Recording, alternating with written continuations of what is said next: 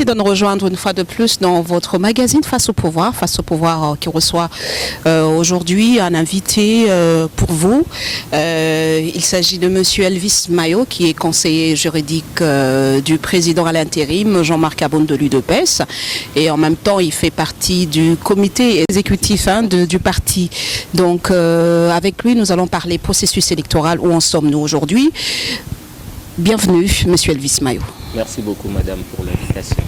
Voilà, donc c'est donc avec Monsieur Elvis que nous allons parler, comme je l'ai dit tout à l'heure, le processus électoral 2023. Certainement que nous allons aller vers les élections, mais pour l'instant, nous n'en sommes pas encore là. On se pose plusieurs questions, notamment la première question, on se demande, est-ce que ces élections-là, on les aura ou pas?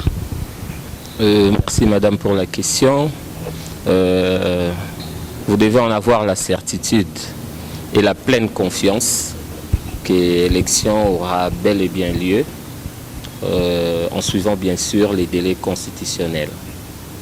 Vous avez suivi récemment les grands débats au niveau de l'Assemblée nationale, les vendredis derniers, où il était question de l'adoption de la loi sur la loi portant organisation et fonctionnement de la Commission électorale nationale indépendante, en modification bien sûr par rapport à celle de 2010.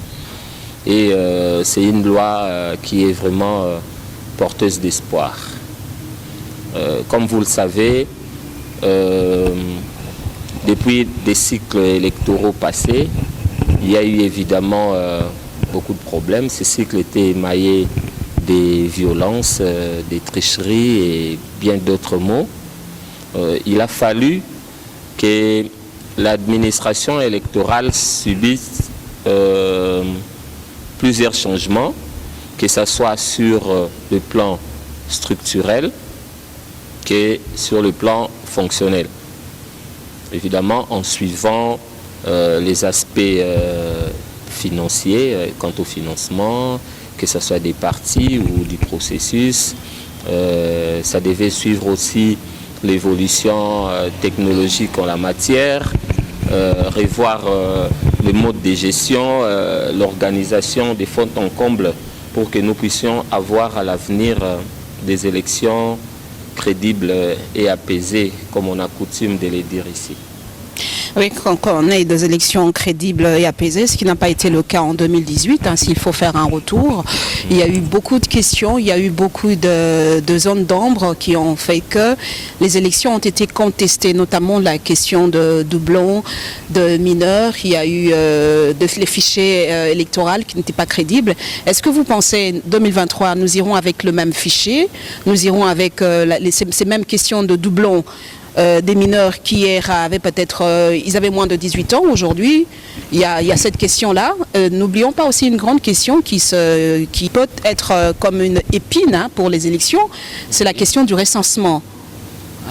Je ne sais pas quelle est votre... Évidemment, voilà pourquoi, y compris les chefs de l'État ou la hiérarchie de mon parti préconise qu'il y ait d'abord une identification et un recensement de chaque Congolaise et Congolais. Justement, c'est pour éviter tous ces tripatouillages que nous avons connus, que ce soit en 2011 ou en 2018. Et la révision de cette loi, telle qu'on l'a suivie au niveau de la Chambre basse, oui. Et bientôt ça va monter en seconde lecture au niveau du Sénat, on peut y dégager qu'il y aura des améliorations sur ces points-là. Et avec l'accompagnement, bien sûr, des organismes spécialisés internationaux, nous pensons que cette fois-ci, tout ira pour le mieux, bien qu'on peut... personnellement, il y a d'autres points que je n'ai pas appréciés. La commission PAJ de l'Assemblée nationale n'a pas pris en compte certains points pour lesquels on avait beaucoup d'espoir. Par exemple, en termes de représentativité de la femme au niveau des instances dirigeantes de la CENI. Il y a aussi la question, il y avait une proposition sur qu'il y ait un troisième organe en plus du bureau et de la plénière. Un troisième organe qui serait chargé du contrôle et du suivi. Cela n'a pas été pris en compte. Il y a aussi, on avait proposé aussi la création d'un fonds de financement des élections qui serait une institution créée par le Premier ministre. Mais cela n'a pas été pris en compte. Donc tous ces aspects-là. Et surtout, bon, je sais que l'opinion, même l'opposition, on parle déjà que non, la CENI ne sera pas dépolitisée suivant les dispositions retenues dans la loi révisée. Quant à moi, je pense qu'il n'est pas encore temps pour qu'on dépolitise vraiment les instances de l'administration électorale à 100%, parce que nous cherchons, comme le dit bien les nouveaux premiers ministres, un Congo fort, prospère et solidaire. Un Congo fort, prospère et solidaire, comme le dit Sama Lukonde. Nous allons peut-être prendre une petite... nous allons peut-être faire un petit détour. Hein. C'est vrai que nous parlons processus électoral, mais on se pose la question comment on peut aller aux élections s'il y a une partie de l'Est du pays qui n'a toujours pas ne connaît pas de paix. Oui. Hein, c'est la raison, la présence même de l'exécutif, hein, du numéro 1 de l'exécutif sur le sol du Grand Nord, pour essayer de rassurer. Mais on a quand même, s'il faut peut-être prendre un mot sur cette guerre. Pourquoi est-ce que jusqu'à ce jour, c'est vrai, il y a l'état de siège qui a déjà commencé avec la promulgation par le chef de l'État qui l'a promulgué, mais on salue les efforts des FARDC. Ce n'est qu'un mois et demi qui a connu une certaine prolongation oui. de 2 semaines si je ne m'abuse, oui. Mais on estime que ce n'est pas suffisant pour oui, le maintien de la paix dans cette partie. On aurait souhaité que ça soit peut-être une année où je ne sais pas jusqu'à ce que Oui, raison pour laquelle je crois que le gouvernement va solliciter une loi d'habilitation pour obtenir justement cette prorogation des délais. Oui. Mais l'option prise par les chefs de l'État, je crois que c'est juste et légitime. Et petit à petit, ça produit déjà des fruits. Et on n'atteindra pas tout un lustre pour arriver à terme à cette guerre qui a pris plus de 2 décennies. L'équipe autour du chef de l'État, que ce soit dans les gouvernements, est fortement mobilisée sur cette question. Et il est demandé aux 2 chambres d'accompagner justement l'exécutif du pays sur ces chemins. Et la population n'a autre chose qu'à faire confiance.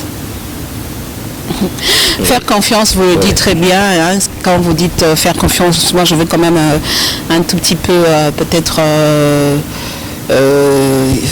parler du social. Hein. Parler du social, vous êtes de l'UDPS, je le rappelle encore, Elvis Mayo, vous êtes conseiller juridique du président à l'intérim du parti de l'UDPS Jean-Marc Aboud, et vous êtes membre du bureau exécutif, si je ne m'abuse pas.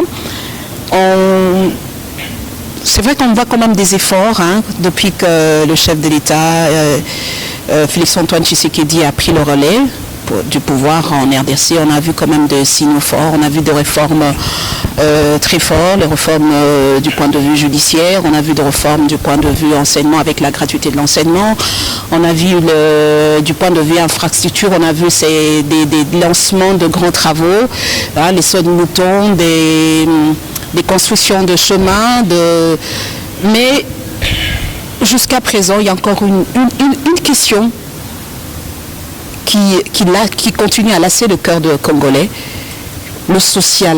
Quand je parle du social, c'est vrai que s'il n'y a pas de route, il n'y aura pas des camions qui viendront de l'intérieur du pays pour nous ravitailler en denrées alimentaires, ça il faut se le dire, il faut qu'il y ait de route, mais quand même, jusqu'à présent, le social du Congolais n'a pas amélioré. Le social du Congolais est au rabais toujours.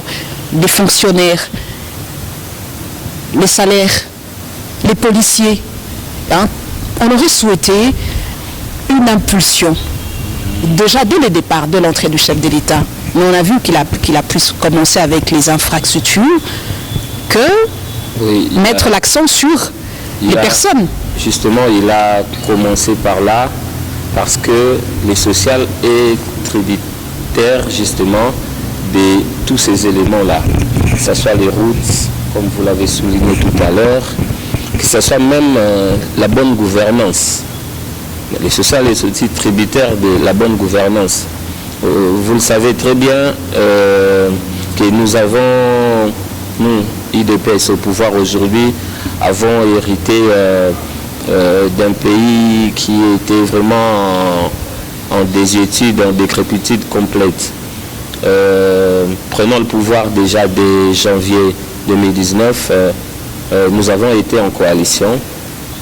C'est un secret de polichinelle que la coalition là avait de croc en jambe, comme vous allez souligner. De sa destruction.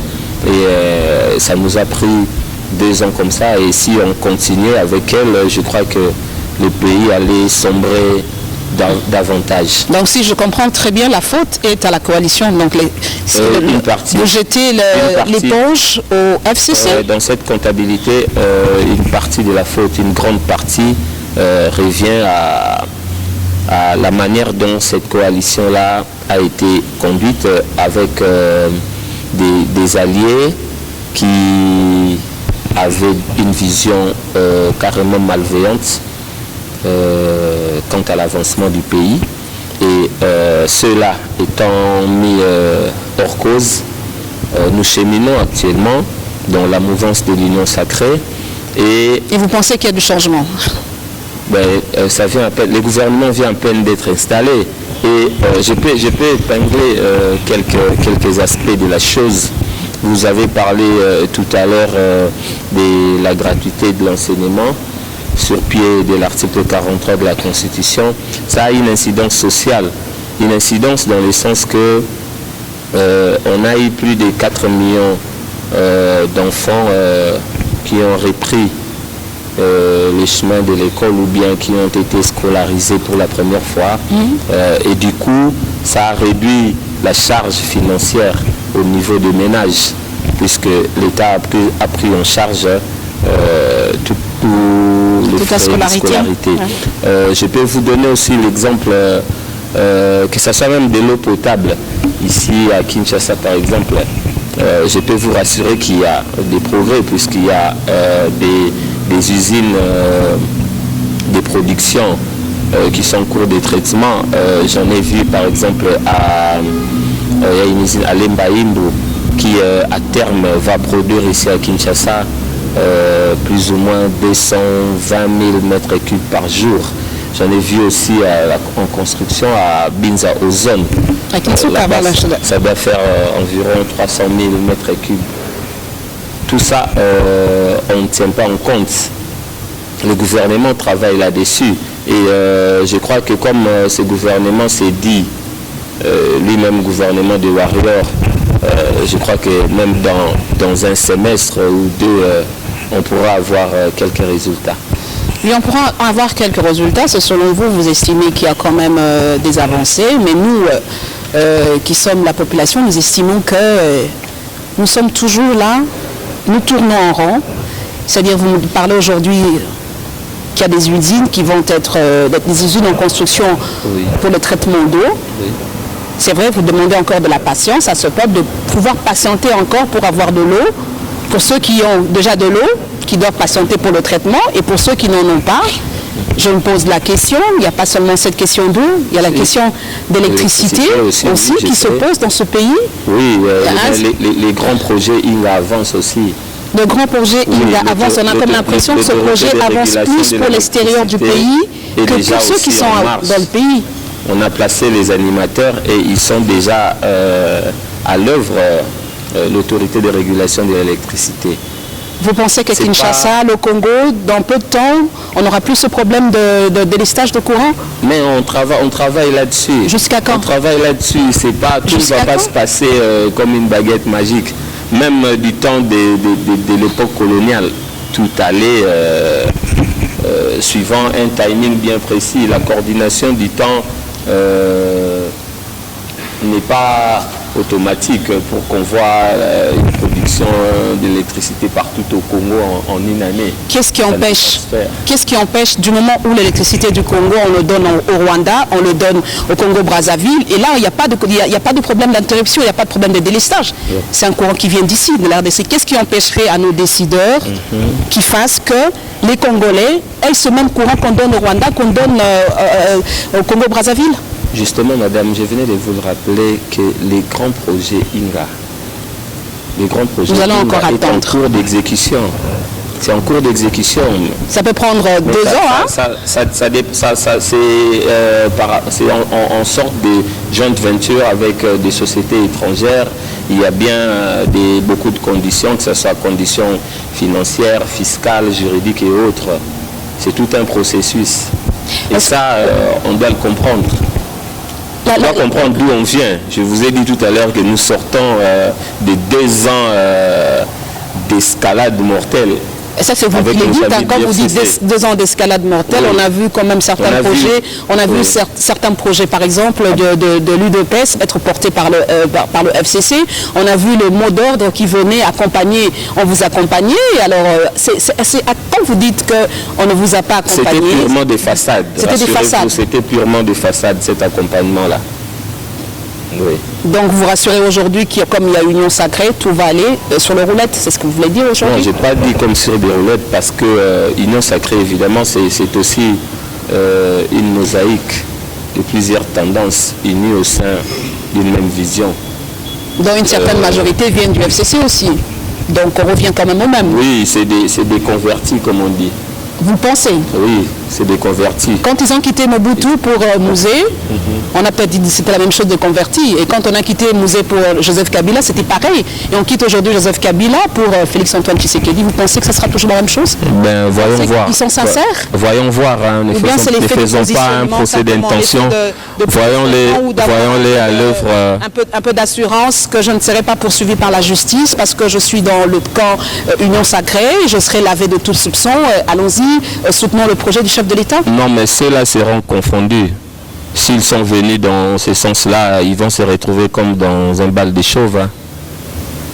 Ils seront à découvert finalement et ils subiront la rigueur de la loi, certainement.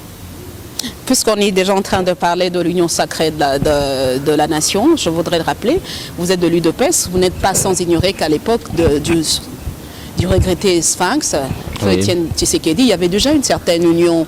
Oui, dans les années 90. Oui. Voilà, il existait.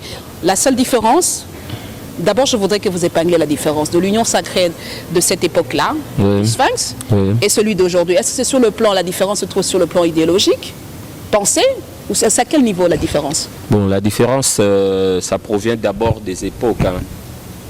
Dans la décennie 90, la dynamique démocratique de l'époque sous le maréchal Mobutu est totalement différente de l'époque actuelle. Dans quel sens? On a toujours les opposants qui viennent de quelque part pour un point B? Oui, mais les époques sont différentes. Aujourd'hui, il y a un seul leader. Un démocrate. Il y a un leader, un démocrate, c'est Félix-Antoine Tshisekedi, et les autres sont venus se rallier à sa vision. Mais à l'époque des Lissoral, c'était plusieurs tendances. Hein. Il n'y avait pas un leader. On sait bien comment ça fonctionnait avec, comment on appelait ça d'abord, les présidiums là, où on pouvait trouver les Marcel Liaou, le bureau politique. Mais ce n'est pas le cas aujourd'hui. Ici, il y a un seul leader. Mais je pense que ça doit être plus difficile parce qu'aujourd'hui, il n'y a qu'un seul leader et qui doit réunir... Non, ça facilite plutôt les choses. Non, moi je ne pense pas que ça facilite les choses parce qu'on a comme l'impression à tout moment, il faudra que le chef de l'État fasse un rappel de troupes On le remarque, il y a si peu, c'était avec, avant la sortie du gouvernement, c'était avec les députés nationaux. Et maintenant, la semaine passée, le week-end passé, le 5 juin, c'était avec le sénateur. Donc on a comme l'impression, à tout moment, il faut tourner sur cette coalition. Il faut crier quand, avec les brebis galeux. C'est un exercice qu'il faut même encourager parce que les dialogues doivent être permanents dans un milieu démocratique. Il faut à tout moment remettre les pendules à l'heure, réajuster les tirs. Et pour ça, ça demande des entretiens, des dialogues. Vous savez, l'une des raisons pour lesquelles les FCC a failli, c'est parce que leur guide était très loin. Quand vous dites très loin, ça veut dire quoi? Il était fermé, il ne voulait pas communiquer. Il n'était pas très loin en communication avec ces gens-là. Justement, à l'opposé, le président Félix Tshisekedi va il communique beaucoup. Il va communiquer avec il communique beaucoup, avec il les fait sénateurs, beaucoup de promesses. Oui, mais justement, tout commence par des promesses qui vont se réaliser. Ce n'est pas des promesses des Gascons. C'est des promesses qui vont se réaliser. On a déjà beaucoup de promesses qu'on attend voir. On nous ajoute encore de promesses. Des infrastructures comme les sauts de moutons, on en a vu. Oui. Il avait promis la gratuité, on en a vu. Il a promis couverture santé universelle, on en verra. Soyez-en sûrs, madame, on va voir ça. Il a promis peut-être qu'à la fin de son quinquennat, l'organisation des élections. Peut-être à la fin de son quinquennat qu'on va voir ce problème d'ouverture de couverture de santé. Justement, peu importe les temps, mais pourvu que ça soit pendant son mandat et que ça prenne corps. Et ça prendra corps la couverture santé universelle. Il travaille déjà. Oui, il travaille déjà sur son quinquennat, qu'il réussisse son projet du social. Mais je pense que vous êtes de l'UDPS. On le remarque quand même, UDPS veut dire Union de démocrates pour le progrès social. Oui, c'est ça. L'aspect social, on a essayé de discuter, mais je ne suis pas toujours convaincue. Moi, je ne suis toujours pas convaincue. Je pense qu'il y a beaucoup de choses à faire. Par exemple, avant que je touche à l'aspect démocrate... Nous sommes à 2 ans et 5 mois. Oui, même à une année, même à 6 mois. Même à 6 mois. Même à 6 mois. On peut encore réaliser beaucoup de choses. Oui, même à 6 mois. Moi, je pense que même en un mois, on peut encore faire beaucoup de choses. C'est question de volonté. La volonté y est, on sent que la volonté y est. Mais la grande question que moi je me pose, c'est l'accompagnement de la volonté du chef de l'État par ceux qui l'entourent.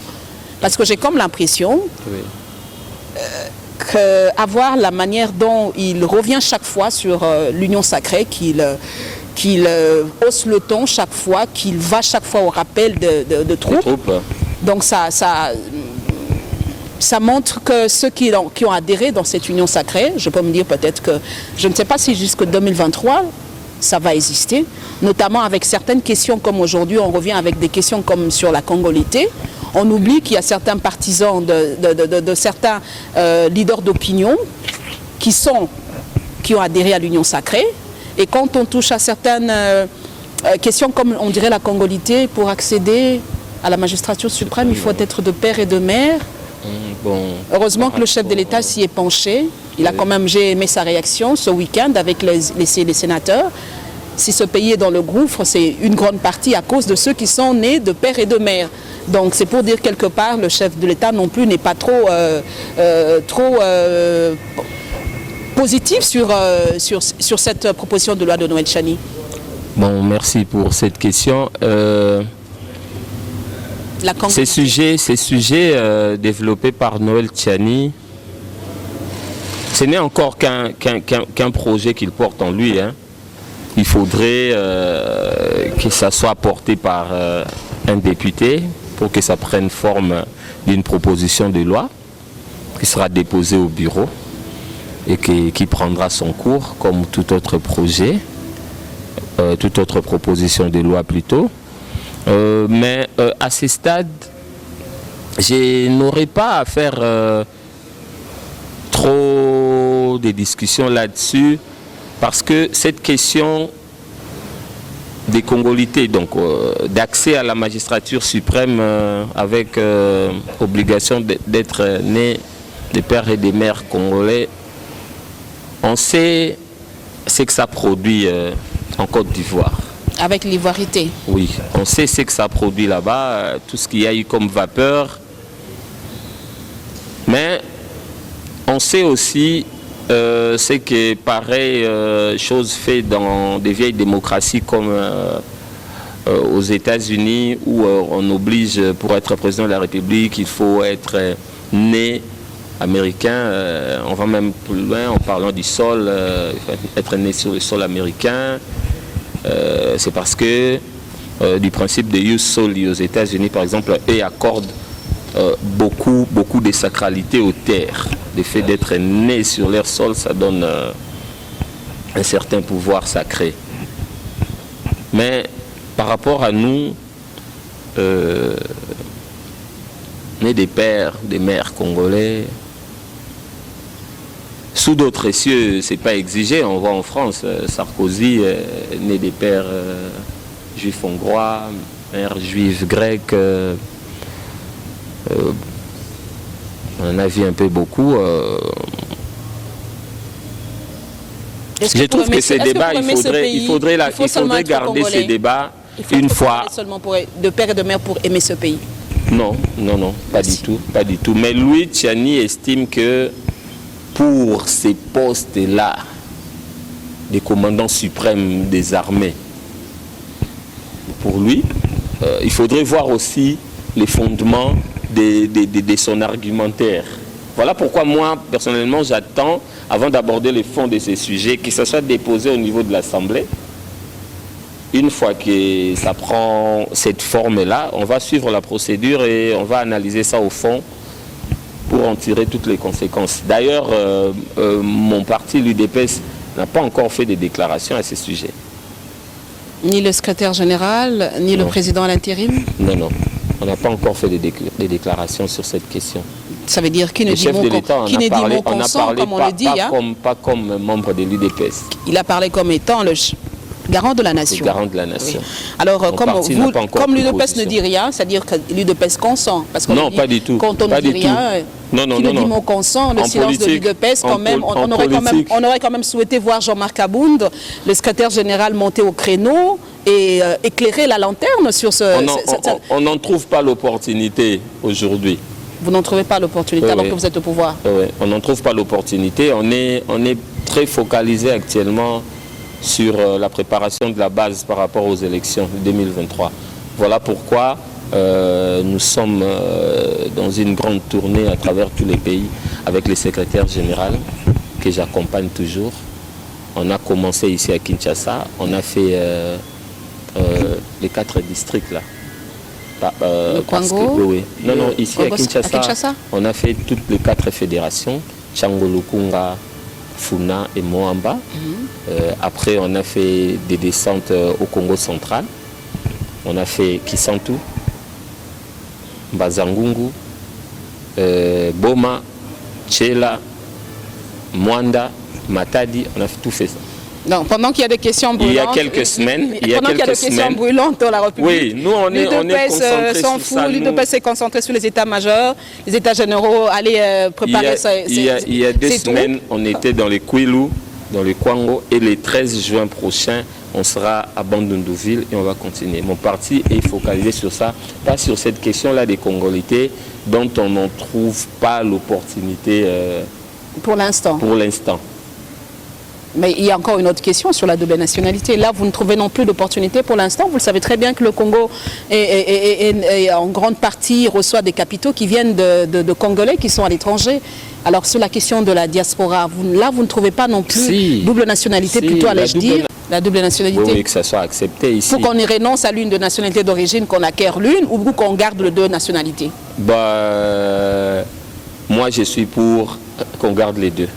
Non, la loi congolaise, la constitution... Et justement, modification, il sera apporté sur le fait que la loi congolaise veut que la nationalité soit une et exclusive. Mais elle dit aussi que quand vous voulez l'acquérir, il faut renoncer à l'autre. Justement, mais on peut la modifier, cette loi-là. C'est-à-dire demander à tout le monde de garder double nationalité. Oui, vous ne pensez pas que ça serait quand même laisser un champ libre ouvrir une boîte de Pandore. Oui. Pourquoi ça n'a pas lieu dans d'autres pays? Pourquoi seulement en RDC? Mais parce que on perd beaucoup en laissant ces gens-là partir. On perd beaucoup des cerveaux, on perd beaucoup d'athlètes comme ça. On perd beaucoup de cerveaux, on perd beaucoup d'athlètes, alors que ceux qu'on a d'abord ici à Kinshasa, on n'arrive pas, au Congo plutôt, on n'arrive pas à le gérer, on trouve que c'est difficile. On s'arrange progressivement ceux qui ont la double nationalité. Je donne un exemple, quelqu'un qui habite la France, il a son comment je dirais, son allocation pour le soin de santé, et une personne pareille va venir au Congo si ces choses ne sont pas encore mises au point. Dites-moi comment ça serait pour lui, parce qu'il est habitué, il y a un rendez-vous du social qui répond quand même à 50%, il sait quand même que l'État va venir à mon rescousse. Il va revenir pour l'amour de la patrie, ou bien il va revenir pour bénéficier de la production nationale. Il doit revenir même s'il ne trouve rien. Il doit travailler. On a vu la construction de l'État d'Israël. Il n'y avait rien sur cette terre-là. Mais tous les Juifs sont venus de partout. Ils sont venus, ils ont travaillé la terre.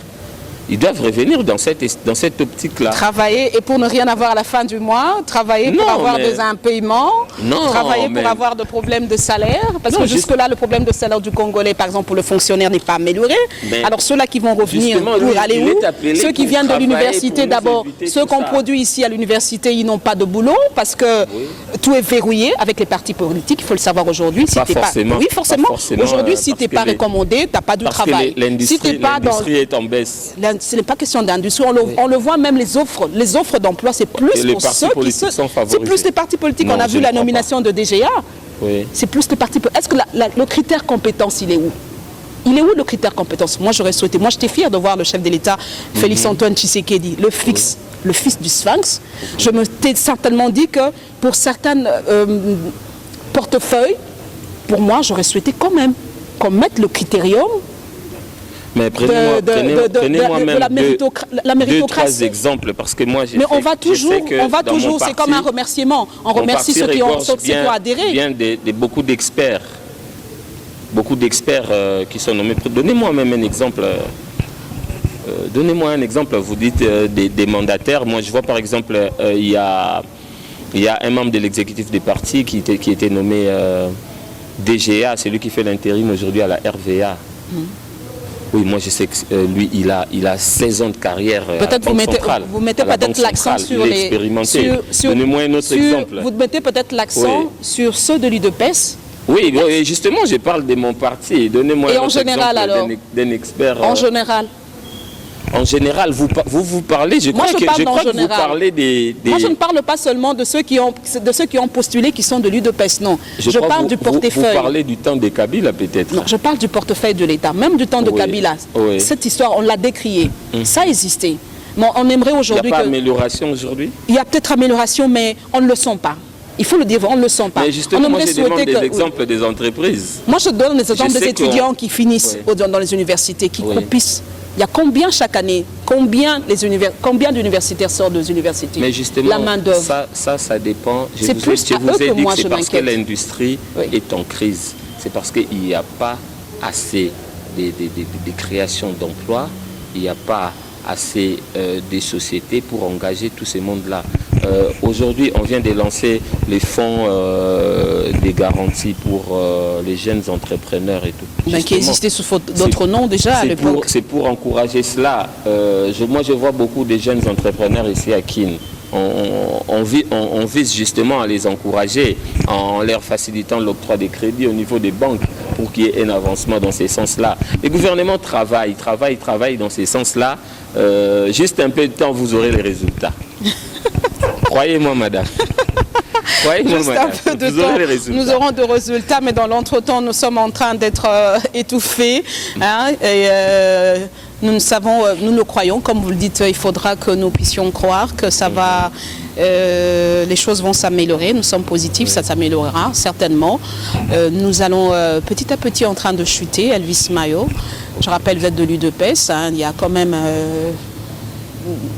Quand moi je prends dans la définition Union de démocrates pour le progrès social, on voit le progrès Ça, il faut se le dire quand même si on essaye de mettre l'accent sur ça, c'est parce qu'on voudrait que ça soit évident, on voudrait que ça soit total.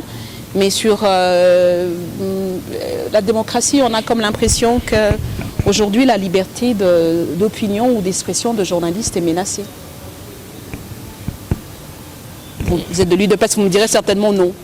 Évidemment. Vous allez me dire non. Que je dirais qu'il y a même mais on sent de plus en plus, amélioration. On sent de plus en plus de journalistes être menacés, de journalistes être parce qu'ils ont parlé d'une certaine vérité qui touchait l'intégrité du pays. Notre avènement au pouvoir, la liberté d'expression et d'opinion existe.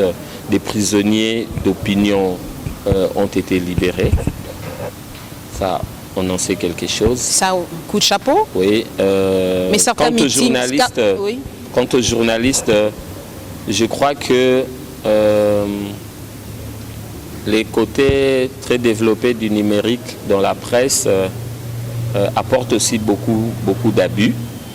Et quand la justice, quand le ministère public s'est saisi d'une affaire, que ce soit au niveau de la presse audiovisuelle ou dans les médias en ligne, je crois que notre régime n'interfère pas.